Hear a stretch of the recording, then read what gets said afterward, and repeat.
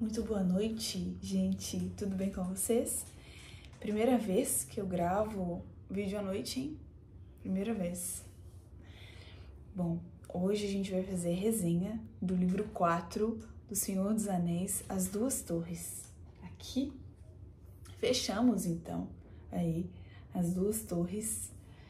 E eu tô pra dizer que eu acho que eu gostei um pouquinho mais das Duas Torres do que da Sociedade do Anel. Não que a Sociedade do Anel seja inferior, não é. Acho que como eu tô começando a ter uma compreensão um pouquinho melhor de como esse universo funciona, uma compreensão melhor de como a dinâmica da história flui, acho que isso faz com que o livro fique cada vez mais interessante, né? Então vamos lá, sem mais delongas, vamos começar a falar disso aqui. Então, no livro 3, que é a primeira parte das Duas Torres, como eu falei na resenha do vídeo passado, nós não temos a presença nem de Frodo, nem de Sam. Porque no final do livro da Sociedade do Anel, quando os dois deixam a comitiva, quando a comitiva se desfaz, a história de Frodo e de Sam se interrompe. E a gente vai ver nesse livro 3, na primeira parte das Duas Torres, a história de Aragorn, Pippin, Legolas, Gandalf, Merry e Pippin. E também dos Rohirrim, conforme a gente já viu na resenha passada. Porém, iniciando o livro 4, a gente vai acompanhar até o final do livro 4 a jornada de Frodo e Sam. Não só de Frodo e Sam, mas de Gollum, que acompanham os dois hobbits na maior parte desse livro 4. Então, a gente começa essa jornada.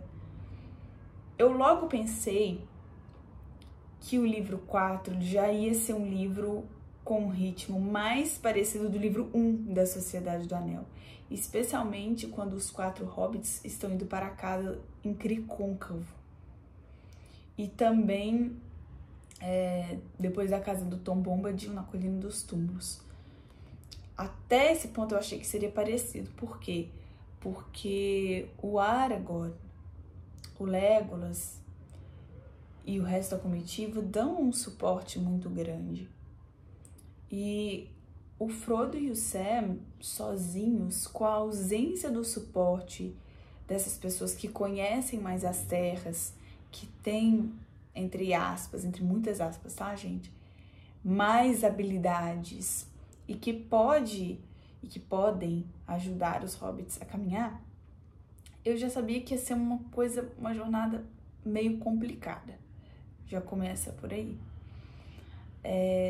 Logo no começo dessa jornada, eles já se encontram com o Gollum. E no começo, o Gollum é atado em seu tornozelo com a corda que foi dada à comitiva em Lothlórien, que é uma corda que se chama Heathline. Eu descobri, participando de algumas lives do TT, que essa corda, isso não é falado aqui, ela é feita com o fio de cabelo dos elfos. No livro Árvore e Folha, segundo o que o César me ensinou, a gente consegue saber o porquê de essa corda queimar o Gollum. Enfim, há uma antítese aí entre o engenho élfico, que é uma palavra que ele me ensinou, e o poder maligno e aqueles seres malignos. Além disso, o Gollum também não consegue comer da comida dos elfos, que é o lembas. Ele não consegue. Por essa mesma razão que a corda o queima. Enfim, é muito bonito ver a jornada dos dois com o Gollum. E é muito interessante e o leitor sente muita pena do Gollum à medida que ele vai lendo o livro, porque há um claro debate entre duas personalidades do Gollum e Sméagol, que seria a parte boa. Inclusive o Sam chama o Sméagol, que é a personalidade, entre aspas, boa, de fugido, e o Gollum, que é a personalidade ruim, de fedido. É assim que o Sam chama. E o Sam, o tempo todo muito desconfiado do Sméagol. O Frodo também, só que o Frodo consegue tratar ele um pouco melhor. E além de que o Gollum, Sméagol, ele foi o responsável por conduzir os dois hobbits até Minas Morgul, melhor dizendo, até Cirith Ungol, as escadarias de Cirith Ungol. Ele foi o responsável. E Minas Morgul tá bem pertinho da Orodruin, acho que é esse o nome, que é a Montanha da Perdição. Deixa eu ver se é esse o nome correto. Orodruin, isso mesmo, bem pertinho de onde é o destino final. E ele é o responsável por conduzir. E o tempo todo, no primeiro livro, aqui também, o Gollum sofre tentativas de homicídio. Só que ele nunca é morto, ele sempre consegue escapar. Homens, tem uma cena que o Sam tenta pegá-lo também, elfos, vários tentam atirar nele, mas ele sempre dá um jeito de escapar. Afinal de contas, ele tem um papel muito grande aqui nessa jornada. Se não fosse o Sméagol, Sam e Frodo não iriam saber o caminho, porque eles estavam perdidos. Lá na Zem-Muil, eles estavam perdidos. Se não fosse Gollum, por mais que as intenções dele fossem malignas, apesar de que havia um outro lado dele com quem ele tinha um constante debate, apesar das intenções dele serem malignas, ele levou. O que acontece? Na realidade, o Gollum acaba prometendo a Laracna, que é uma aranha gigante, que vai levar comida. E o livro conta que ele fazia mesuras para a Laracna. E ele acabou tentando emboscar os dois hobbits na toca dela. É muito interessante essa dualidade que o Sméagol Gollum tem. E por muitas vezes a gente sente pena dele. A gente às vezes sente que o Sam às vezes pode ser um pouco injusto. E eu lembro que na primeira resenha que eu fiz, na primeira ou na segunda resenha que eu fiz acerca do livro da Sociedade do Anel, eu mencionei em um dos meus vídeos que eu não estava conseguindo visualizar bem a jornada do herói, a jornada do Frodo, como eu consegui visualizar no livro do Hobbit, a jornada do herói do Bilbo. Aqui eu consegui visualizar. Só que existe uma diferença muito grande na jornada do herói do Bilbo e na jornada do herói do Frodo. Primeiro porque o anel tá fazendo muito mais pressão aqui na época dos acontecimentos do Senhor dos Anéis do que no Hobbit. Essa é a primeira coisa que a gente tem que saber.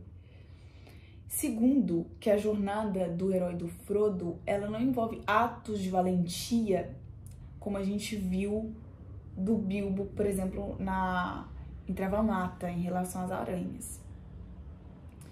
Mas sim em relação à postura. O Bilbo também tem em relação à postura com os anãos, em relação à postura que ele tem, no trato que ele tem com as pessoas. Ele se torna uma pessoa muito inteligente, ele não é uma pessoa que se deixa intimidar. E eu consegui visualizar muito bem a maneira com que, apesar de ele saber da malícia do Gollum, o Frodo consegue dobrá-lo para fazer com que ele seja conduzido em segurança. E eu acho que a jornada do herói do Frodo, ela tá muito mais na sabedoria do que na lâmina. E isso ficou ainda mais claro para mim quando a gente leu o que para mim foi o melhor capítulo desse livro aqui, que se chama A Janela para o Oeste. Nessa janela para o Oeste, Frodo e Sam encontra-se com Faramir, que é filho de Denethor, o regente de Gondor. E esse capítulo conta pra gente várias coisas importantes da história de Númenor. E o Faramir é um homem tão sábio que ele se recusou a ver o anel. E ele soube que o seu irmão Boromir, que morreu, sofreu uma grande tentação do anel. E o Faramir mostra um homem muito nobre, porque ele também decide poupar a vida do Gollum. Faramir é um homem de grande sabedoria. E ele fala uma coisa pro Frodo, diz que ele tem um ar élfico. Pode ser por causa da lâmina, que ele foi atingido, que ele consegue ver coisas que ele não conseguiria ver antes. Pode ser também pela pressão de estar levando o anel e principalmente pela sabedoria, pela erudição que foi ensinada a ele pelo Bilbo. Conforme a gente já viu no livro 1 da Sociedade do Anel, o Frodo, com Gildur e Glorian, ele falava um pouco de élfico. Então ele é um hobbit que tem um pouco mais de erudição, um pouco mais estudado. E o Sam fala para o Faramir que ele tem um ar de mago. E essa sabedoria que o Faramir tem, apesar de não ser não comparável, apesar de não chegar a ser como a sabedoria de Gandalf, as decisões que o Faramir toma e a maneira com que ele fala parece um pouco aí com o que talvez o Gandalf falaria para Sam e Frodo. Muito bacana esse capítulo, A Janela para o Oeste, um homem muito honrado, porque o Faramir estava ali, digamos assim, com a faca e o queijo na mão para chegar com o anel a Gondor e ter toda a sua glória. Com a faca e o queijo na mão, porque os dois hobbits estavam ali absolutamente indefesos e muitos homens de Gondor estavam lá. Essa é, para mim, a grande parte do heroísmo de Faramir. A parte do heroísmo de Gollum também eu consegui ver dentro do que eu consegui passar aqui para vocês, nessa questão da dualidade dele e da importância que ele teve de conduzir os hobbits até Cirith Ungol. E a jornada do herói do Frodo eu consegui visualizar melhor aqui também, mas para mim a melhor jornada do herói que tem aqui nesse livro 4 das Duas Torres é a jornada de Sam. Gente,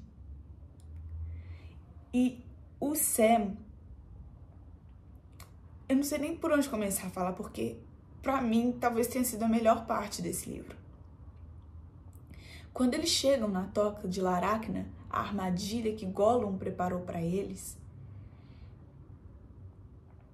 Sam demonstra muita coragem. Ele demonstra uma força de vontade, uma força física até, que é difícil de a gente acreditar. E os próprios personagens também não acreditam. O que acontece? O Frodo é capturado e pela primeira vez uma pessoa da comitiva acaba ficando totalmente sozinha e tendo que tomar as decisões totalmente sozinho, que é o Sam. Frodo estava ali, envenenado pela Aracna. Sam achou que ele tinha falecido, que ele tinha morrido. E dali ele tinha uma série de decisões para tomar. O que ele ia fazer com o anel? E agora que está cheio de orcs ali, no lugar mais sombrio da Terra-média, a cena de luta que ele tem com a Laracna, quando terminou a cena da luta, que a Laracna entrou de volta para a ravina de onde ela estava, eu bati palma. É uma cena de um heroísmo tão grande que a gente vê aqui no livro do Hobbit que o Bilbo enfiava o ferrão nas aranhas na floresta em Treva Mata, mas aqui a luta, a maneira com que ela é descrita é uma coisa heróica, gente, heróica. E o fato de ele estar sozinho, tendo que tomar decisões sozinhos, me lembrou muito Bilbo aqui no livro do Hobbit, porque o Bilbo tem que tomar decisões sozinhos aqui, porque em vários momentos ele esteve sozinho nos salões dos elfos em Treva Mata. Ele estava sozinho, ele tinha que dar um jeito de libertar Thorin e a companhia. E aqui também, não só no Salão dos Elfos, mas também nas aranhas, ele estava sozinho para lutar com as aranhas. E aqui também, Sam está sozinho. Então, nesse momento, Sam se parece muito com o Bilbo. A gente lembra muito de Bilbo. Inclusive, esse livro traz a explicação pra gente de por que tinham tantas aranhas em Treva Mata. A Laracna, a última filha de Ungoliant, segundo esse livro aqui, tinha muitas crias. E essas crias, elas iam para Treva Mata e para Dol Guldur. Aqui no livro do Hobbit, se você abrir o mapa, não tem Dol Guldur, é só Treva Mata. Mas no livro do Senhor dos Anéis, acho que Tolkien teve a ideia dessa fortaleza depois, quis incluí-la aqui depois, né? A fortaleza de Dol Guldur, que é a fortaleza onde o necromante habitava, segundo conta o livro do Hobbit. Então a gente já consegue fazer essa ponte com o livro do Hobbit, o que é muito legal. Além disso, um outro presente que o Frodo ganhou em Lothlórien é Elendil. Elendil, pelo que eu entendi, era um marinheiro e ele era o pai de Elrond. Pai de Elrond. Pelo que eu me lembro do capítulo do Conselho de Elrond, do livro da Sociedade do Anel. Então, eles têm essa estrela de Elendil, que eles foram presenteados pela Galadriel em Lothlórien com ela. E nesse momento de muita treva, de muito sufoco mesmo, o momento mais trevoso de todo o livro do Senhor dos Anéis até agora foi essa toca de Laracna e as escadarias de Cirith Ungol. Nesse momento, a gente vê que os hobbits iluminam o covil da aranha para afastá-la.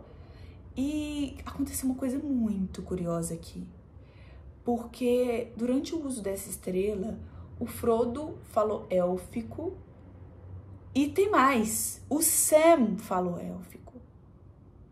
O Sam parecia, eu tive a impressão de que talvez Elendil entrava no corpo deles e falava coisas e pensava coisas. Os pensamentos que Sam teve, o mesmo debate que o Gollum teve com ele de ideias conflitantes, Sam tem no último capítulo. Não é à toa que o último capítulo se chama As Escolhas de Samwise. Porque ele tem ideias na cabeça dele, porque ele pensa, primeiro, eu não posso abandonar o Frodo, a comitiva não permite que eu pegue o anel. Mas ao mesmo tempo uma outra voz ecoa na cabeça dele falando, Frodo está morto, você tem que pegar o anel e completar a missão. Ele acabou escolhendo o anel e completar a missão, que foi a escolha mais difícil, se a gente for parar para pensar. Porque ele ia ter que cumprir essa missão sozinho e sabe-se lá como ele ia conseguir fazer isso. Então, além desse ato de coragem, da luta que ele teve com a Laracna, esse é um grande ato de coragem de Sam. É muito emocionante ver a jornada do herói deles aqui. Muito mesmo. E é isso, gente. Foi muito mais emocionante do que eu pensei. Uma parte muito sombria da história, eu já falei que é na Colina dos Túmulos, que é no livro 1 da Sociedade do Anel, que é uma parte muito trevosa, e aqui é uma parte tão trevosa quanto mais. Tão trevosa quanto mais. E é muito bonito a gente ver o amor que o Sam tem pelo Frodo, o carinho que ele tem pelo Frodo, o cuidado. Tem um capítulo aqui que se chama De Ervas e Coelho Ensopado. A maneira com que o Sam preparou o prato para ele e levou para o Frodo, e a maneira com que ele falava do patrão enquanto o patrão dormia. Gente, esse amor é muito espetacular. Muito, muito, muito espetacular. Esse livro, como tem menos elfos, ele tem menos partes em verso. O Sam até tenta fazer canções em verso aqui, cantar sobre olifantes. Poxa, é muito bacana ele não querendo ser como o Bilbo, mas sendo um pouco como ele. Muito bonito mesmo. E é muito especial. A gente vê o Sam, muitas vezes, assumindo o papel do Bilbo, não o Frodo, aqui. Eu acho que a parte mais especial do livro talvez seja essa, a dos capítulos finais do livro 4. Enfim, a resenha foi essa. Acho que eu consegui falar praticamente tudo que eu queria, poucas coisas ficaram pra trás. É isso agora, gente. É o Retorno do Rei. Retorno do Rei, pra gente fechar. Senhor dos Anéis. Esse final do livro 4, das duas torres, me deixou muito emocionada. Me deixou muito emocionada mesmo. Agora vamos pro Retorno do Rei, pra gente fechar, né? E sim, eu vou ler os apêndices. Vou fazer a resenha do livro 5, a resenha do livro 6 e depois a resenha dos apêndices, das notas. Ah, esqueci de falar uma coisa super importante. Os apêndices do Retorno do Rei, eles falam sobre árvores genealógicas de reis, de governantes e etc. E o prólogo do Senhor dos Anéis, que eu li, antes de começar a ler o livro, fala sobre os hobbits. Acho que é Concerning Hobbits, o título original. Isso faz com que nós, leitores, conheçamos os hobbits antes dos outros na Terra-média. Théoden não conhecia, Barbárvore, o ser mais antigo da Terra-média, não conhecia. Só que nós conhecemos. E os outros personagens que a gente não conhece, eles não conhecem os hobbits. Tolkien poderia muito bem ter colocado o prólogo dos Seus Anéis junto aos apêndices, mas ele preferiu deixar no prólogo. Porque nós temos a vontade de conhecer, durante a leitura do livro, a história da Terra-média. Como Pippin comenta com Gandalf no capítulo A Palantir, que ele demonstra o desejo de conhecer toda a história da Terra-média. E nós temos esse desejo e nós conhecemos por meio de outros personagens da Terra-média. Só que quando os outros personagens falam, não conheço os hobbits, é muito legal porque a gente já conhece, porque no prólogo essas informações já foram passadas pra gente. E as informações sobre árvores genealógicas e as informações de outros povos, elas vão ser passadas pra gente lá no final. Então, quando os personagens dizem, não conheço os hobbits, nós conhecemos, porque nós estamos conhecendo a Terra-média junto com eles. E eu achei essa sacada do Tolkien absolutamente genial, genial. Porque o Concerning Hobbits, né, ele poderia ficar nos apêndices, porque ele fala sobre a erva de fumo, fala sobre a origem dos hobbits, os grados, cascalvos e os pés peludos. Isso era uma coisa que combina com o assunto do apêndice, mas Tolkien queria que nós conhecêssemos os hobbits antes dos outros da Terra-média. Olha que bacana. E isso faz com que a jornada fique ainda mais prazerosa. Terminei as duas torres aqui, agora tá numa situação, sempre tá numa situação periclitante aqui. Tô ansiosa pra ver o que vai acontecer. Então já tá aqui, o meu. Seus Anéis, o Retorno do Rei. Vou começar a ler e vou finalizar essa jornada.